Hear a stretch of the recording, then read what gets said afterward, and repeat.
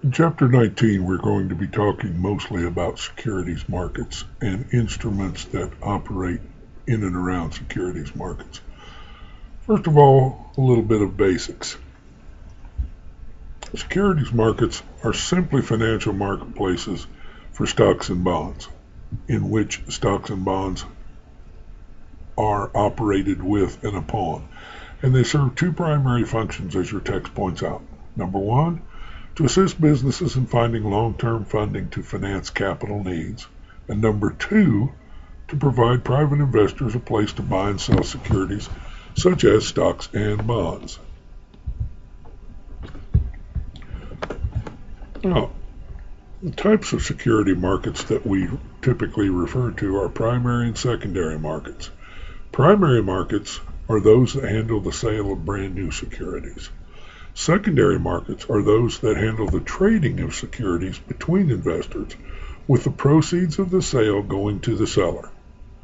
So again, primary markets, sale of new securities; secondary markets, trading of securities that have already been offered and are already on the market.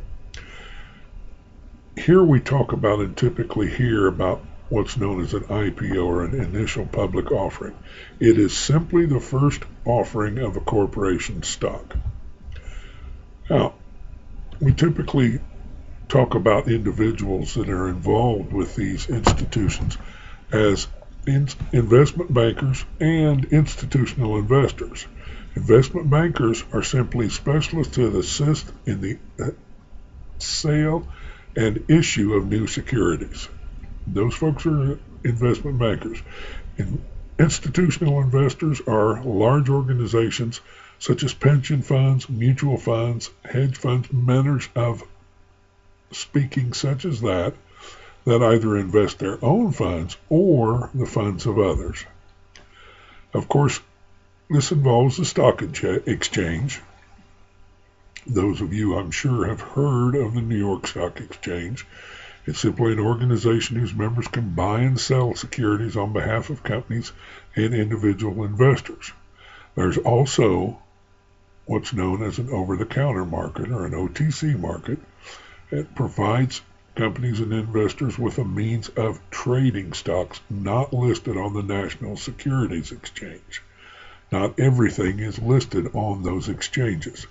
And then there is also something that you will hear about quite often, that's known as NASDAQ. And NASDAQ is a telecommunications network that links dealers across the country so they can exchange securities in an electronic fashion.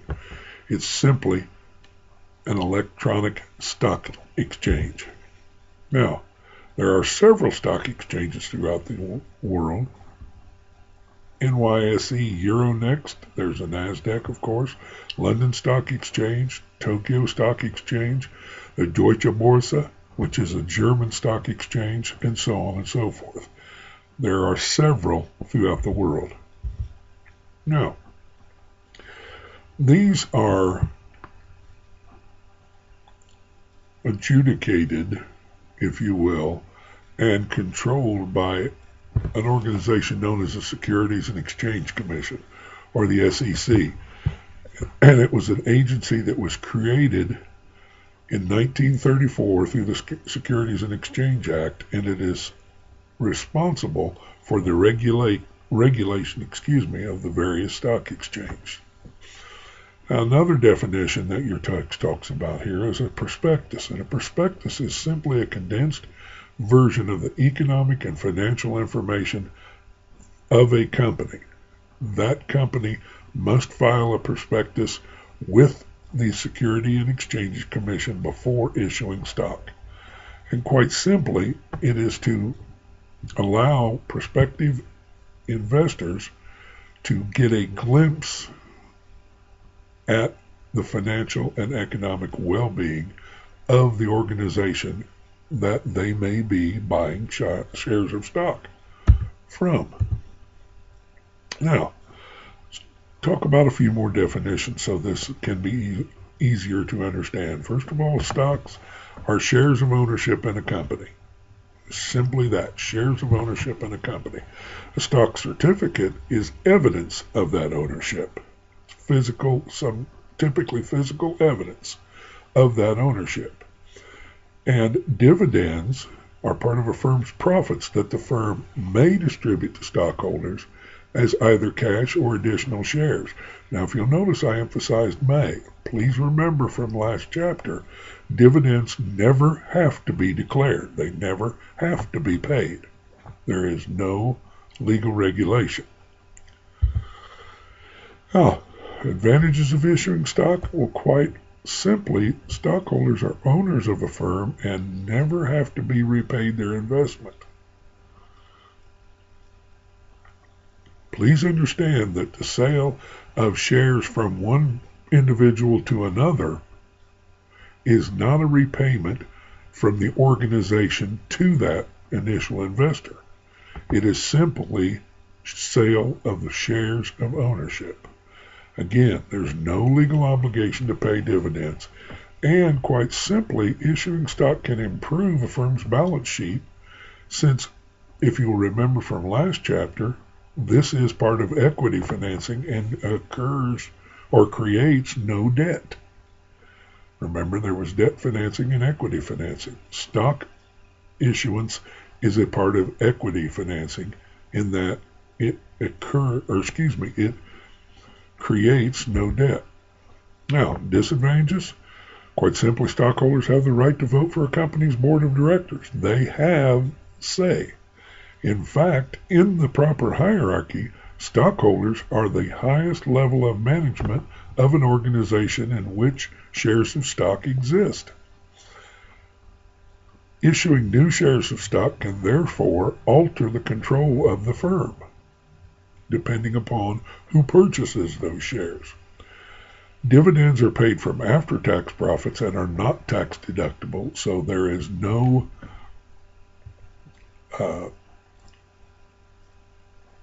special occurrence in which there are tax benefits, because remember, they are after-tax profits.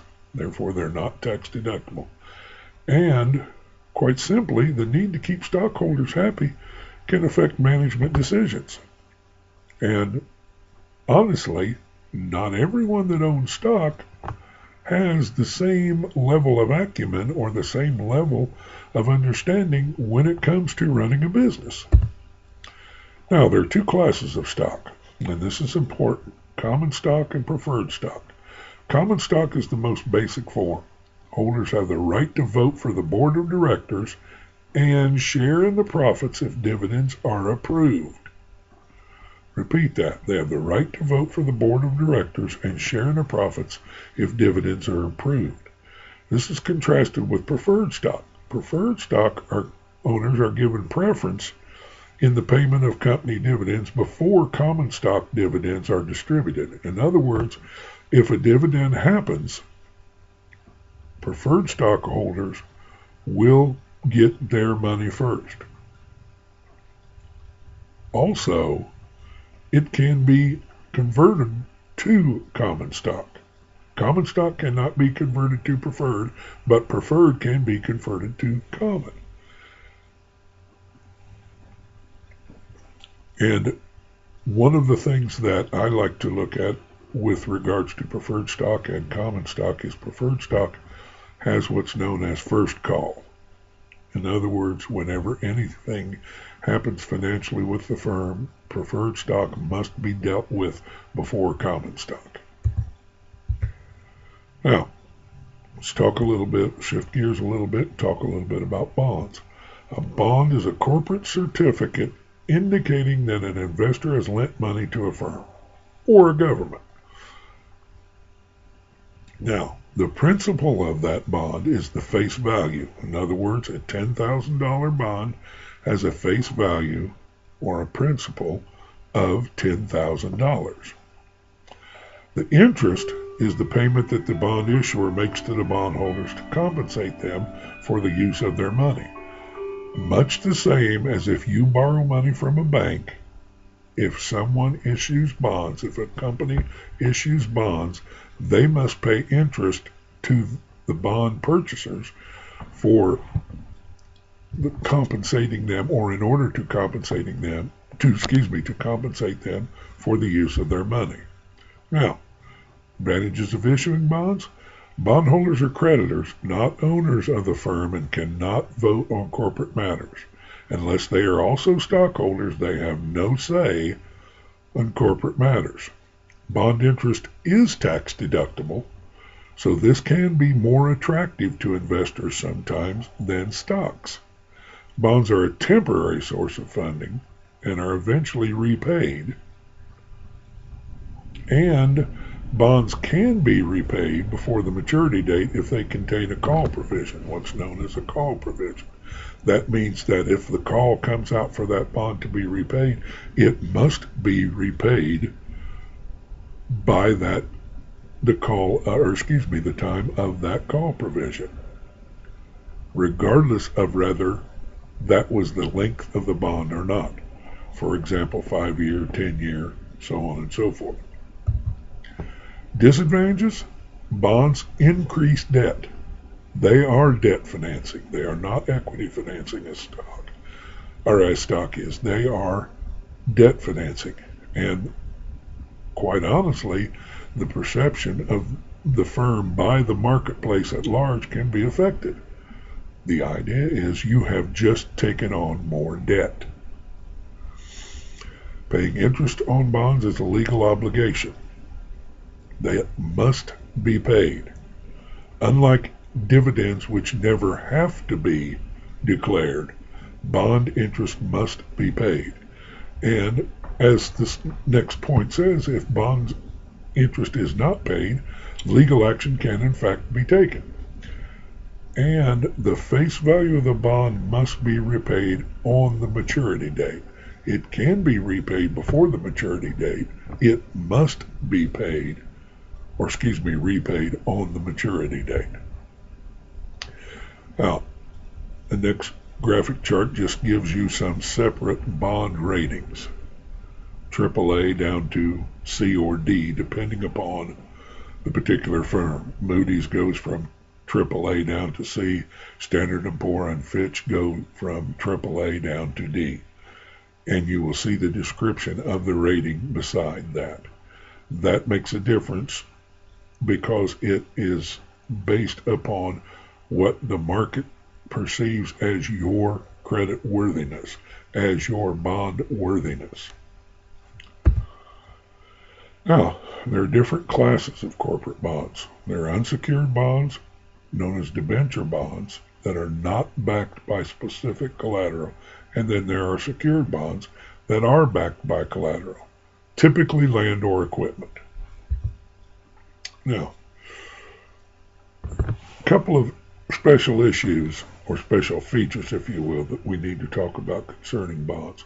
First of all is a sinking fund, what's known as a sinking fund. This is a reserve account that is set up to ensure that enough money will be available to repay bondholders on the maturity date. In other words, there needs to be enough money available. If you issued $1 million in bonds, you need to make certain that you have $1 million available on that maturity date. And this is accomplished through what's known as a sinking fund. We won't go into the weeds on this, if you will, as this is an intro course. But that is part of one of the special features of bond issues.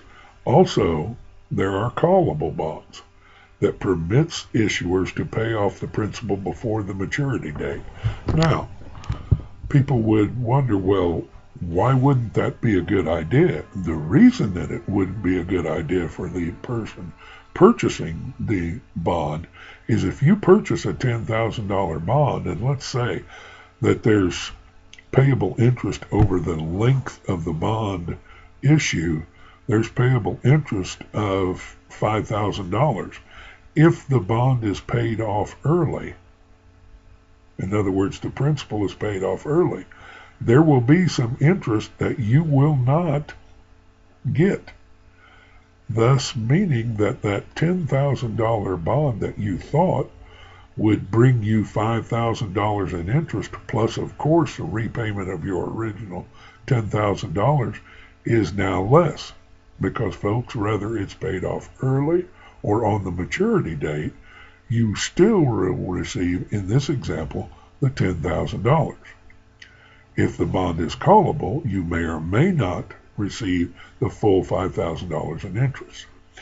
And convertible bonds, just as there is convertible preferred stock, there are also convertible bonds. Only in this situation, they can be converted into shares of common stock. Now, when you're looking to buy securities, most people go through stockbrokers. Now, there are online trading services. There are people that fancy themselves day traders. Folks, I was involved in a stock club at one time, and even gaining some education through seminars that I attended, I can tell you this is not a part-time thing that you ought to do on a lark. A lot of money can be made and lost in these ventures, and you absolutely need to know what you are doing. Now, your text talks about the criteria that you should look at whenever investing.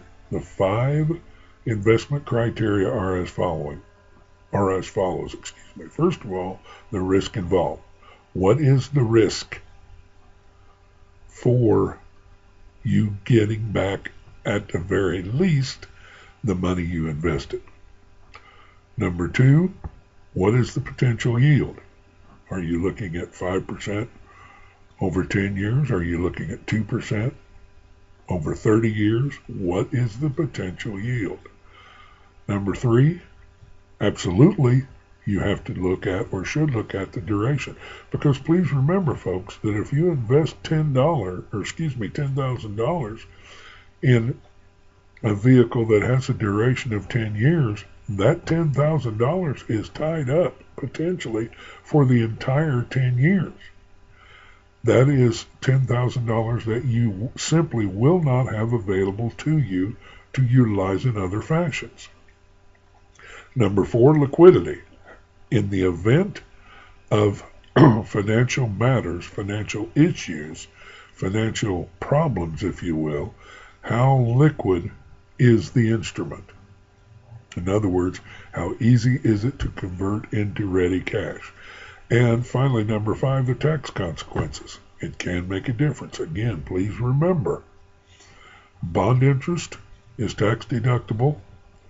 Dividends from stock are not. Now, the graphic on slide 30 gives you an average annual return of asset classes, different classes of assets, since 1926. Small company stocks lead with 12.2% on average, large company stocks 9.5% on average, so on and so forth, down to treasury bills 4.1%. You might ask, why is that greater to lesser? That goes in amount of risk. There is a much greater risk in, for example, small company stocks than in treasury bills, than in long-term government bonds. Now, if you're looking to invest, either as an individual or even in a business situation, diversification makes sense. What is diversification? It's simply buying several different types of investments to spread the risk of investing.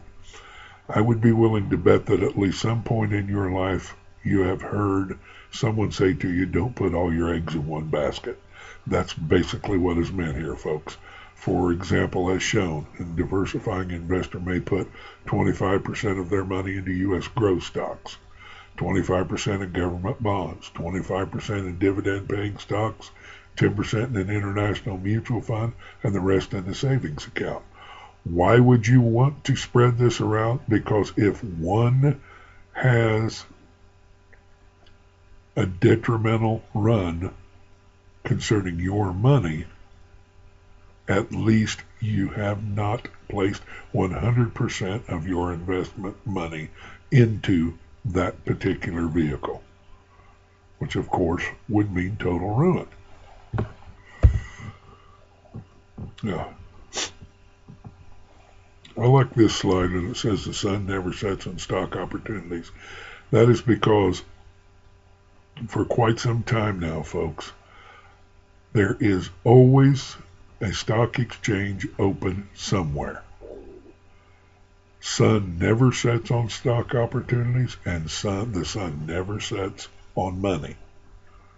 It is always, you are always able to invest. Now, primary investment services that can be utilized by consumers, of course, savings and investing advice. Any sound investment counselor will tell you that a portion of savings should be involved. The old idea of for a rainy day. Help with 401k plans if you are involved in that type of vehicle. Of course, retirement planning, tax planning, estate planning, and education expense planning. Now, some people may be sitting there and thinking, well, I'm not exactly Bill Gates. I don't know that I need all of this. Folks, when this truly helps is when you're not Bill Gates, because he has plenty of money to tell people to set him up the way that he wants things set up. Most of us don't have that kind of money. We don't have the kind of money that will have someone looking at just us day in and day out and to our financial health.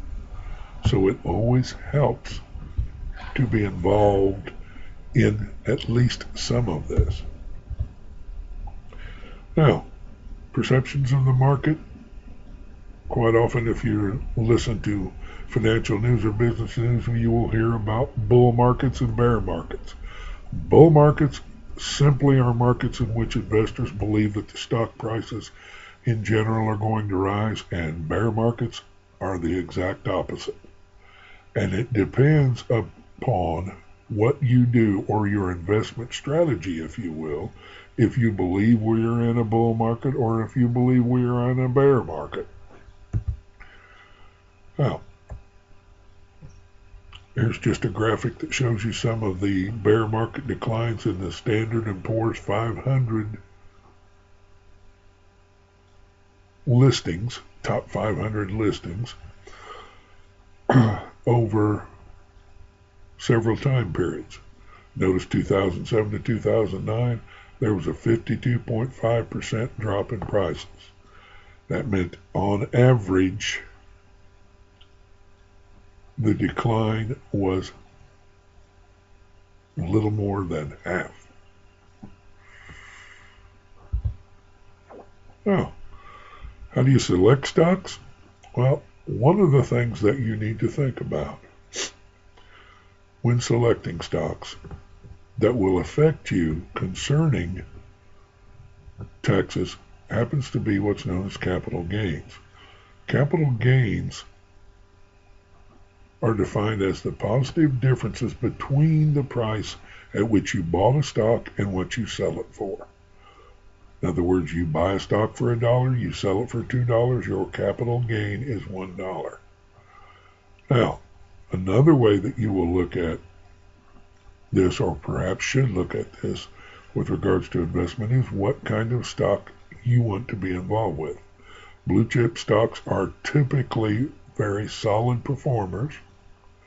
They don't typically move radically as far as price fluctuations, either up or down. And they tend to be those companies, those organizations that have been in business for quite some time and are expected to be in business for quite some time. In other words, the idea is the risk is less. Growth stocks, you're looking at just exactly what it says, looking at companies that are on the growth portion of their run. They are perhaps not yet to maturity, definitely not in decline. They are on the upswing or the growth portion of their overall life. Income stocks, those are the types of stocks that you can invest money, and they typically pay solid dividends. They typically look to be good cash flow types of stocks. And then, of course, penny stocks. Penny stocks, many people will invest in penny stocks simply because they are cheap, at the off chance that they may find one that will take off. For example, buy it for 2 cents a share, and a year later it's selling for $200 a share. Obviously, if you invested a lot at 2 cents a share, you're now worth a lot of money. You now have a lot of money that you, in fact, can sell those shares and gain. Again, that would definitely qualify as capital gains. Now, some other things, stock splits. Stock split is defined as an action by a company that gives stockholders 2 or more shares of additional stock for every share that they own. Now, this typically means that the stock is doing well, that the company is doing well. Of course, the issue can be that firms are never forced to split their stocks. Never forced. And folks, this needs to be understood in economic terms.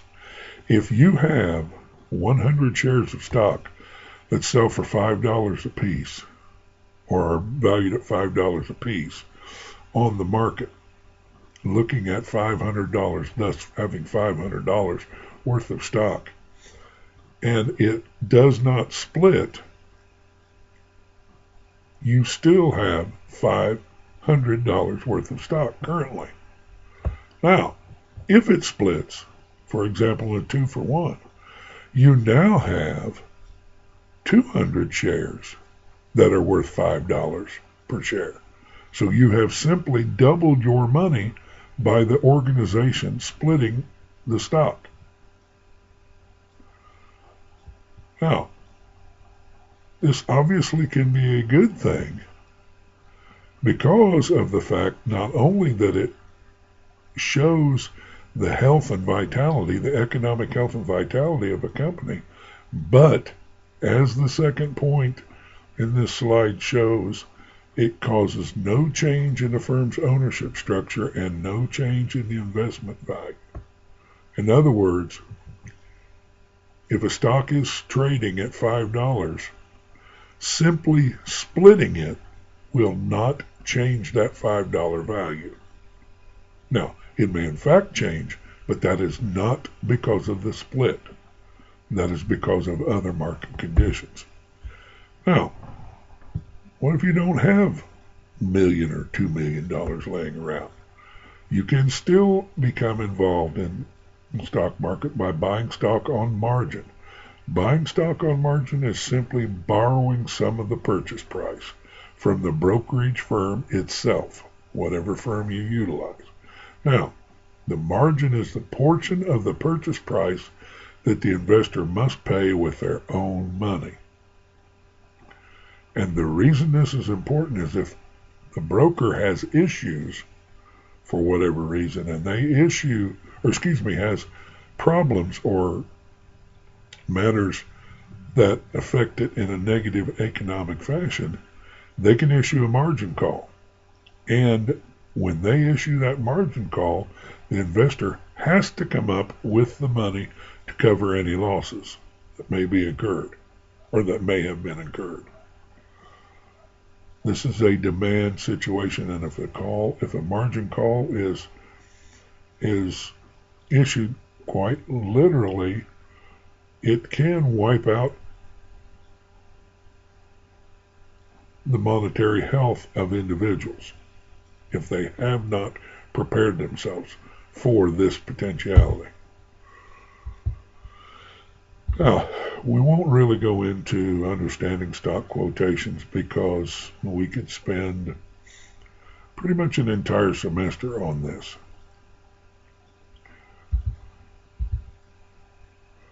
Now, let's look at a couple things about bond questions. As is stated here, first-time bond investors generally ask two questions. Do you have to hold a bond until the maturity date? And how can I assess the investment risk of a particular bond? Now, and in this you will notice the idea of junk bonds. There are junk bonds, and junk bonds are bonds that are high risk and have high default rates. In other words, they're not solid vehicles. They're not solid investment vehicles. Now, has some money been made on junk bonds? Absolutely. But they simply are not solid investment vehicles. Now,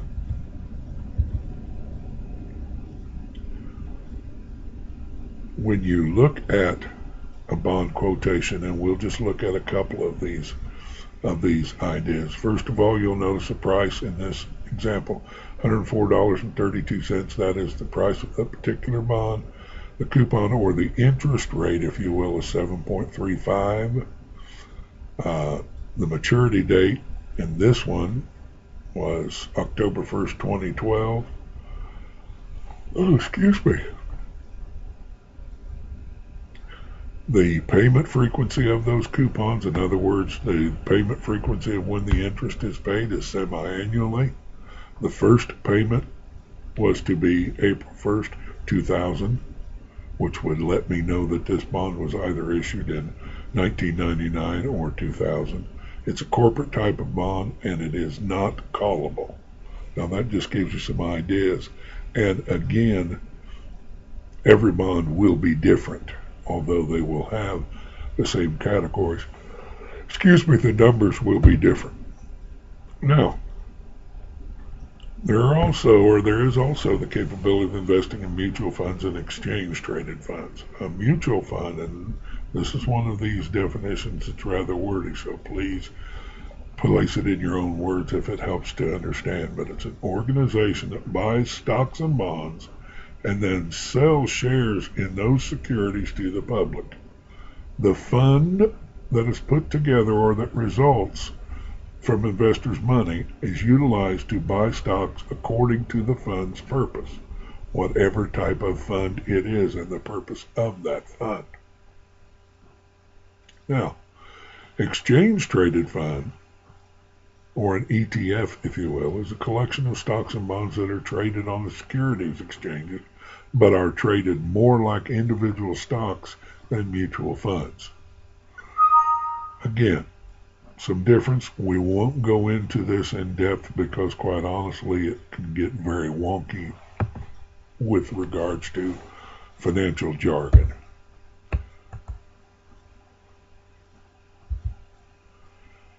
Oh, excuse me. The graph on slide 46, or the table, on slide 46, gives you a percentage of households owning mutual funds. Back in 1980, there was only 5% roughly. Now in 2010, 48%, almost half. Mutual funds can be a very good investment vehicle. Now, different types of EFTs, they are typically looked at as traditional, niche, or exotic. And this really goes from safety, or the idea of perceived safety, to being less safe. Oh, excuse me. Yeah, understanding mutual fund quotations, we won't really go into this again. We're looking at particular fund. This is a T. Rowe Price Blue Chip Growth Fund. That's a 25.10 asset value. The trade time is May 1st on this. It shows you the change, shows you the previous close, and the previous close. The previous close was 25.10.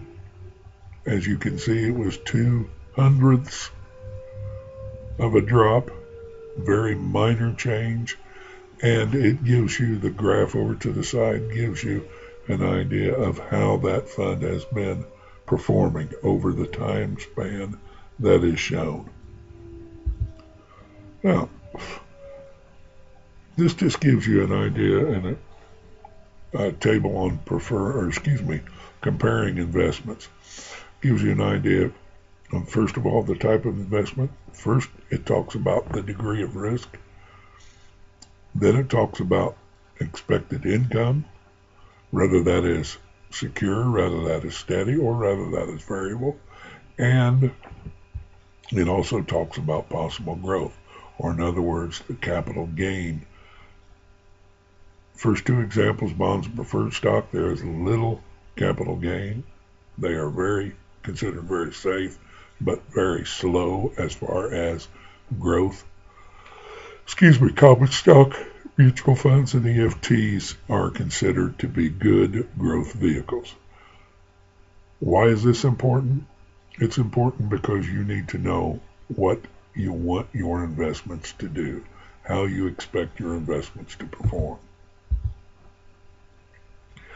Now, key stock market indicators that we typically look at, the very first one that most people know about is the Dow Jones Industrial Average. It's the average cost of 30 selected industrial stocks.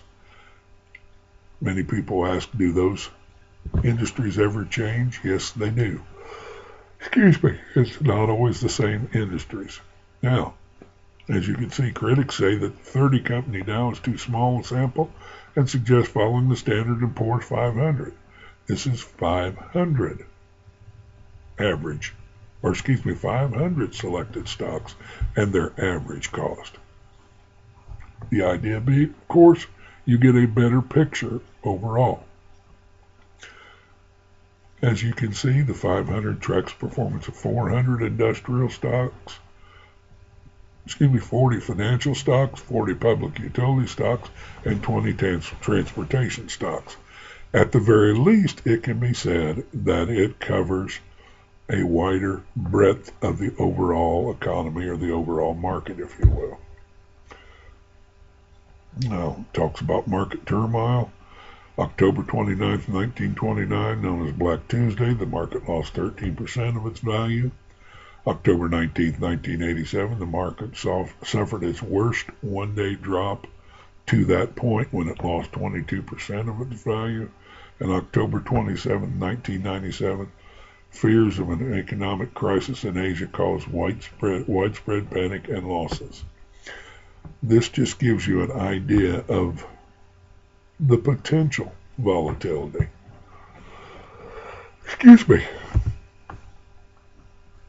Now, turmoil in the 2000s. The market collapsed into a deep decline in 2000 and 2002 when the dot-com bubble burst. And as it says, investors lost $7 trillion in market value. Now, please remember, in market value, there was not $7 trillion in dollar bills that went up in smoke. This was market value. And one needs to remember, when they look at this and when they consider this, that $7 trillion was never going to be pulled out in any one day in particular. This is market value. Many people leave their money in the market for years and years and years.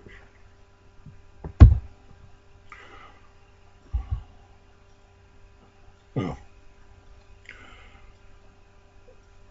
how is the market operated these days? A lot of what goes on is known as program trading. In other words, as defined here, instructions are given to computers to automatically sell if the price of a stock dips to a certain point to avoid potential losses. The vast majority, the overwhelming majority of transactions are no longer done by human beings shouting at each other as you perhaps have seen in movies concerning the stock market. The vast or the overwhelming majority of these transactions are now performed by computers.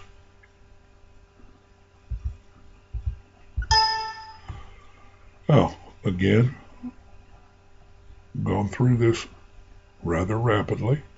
I understand that there may be some questions.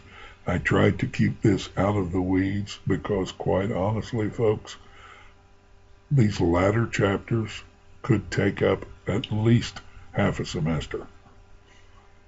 However, the idea is to give you a taste of what is involved in these various areas in this chapter, financial markets. Again, as with the prior chapter, if you have any questions, please do not hesitate to contact me.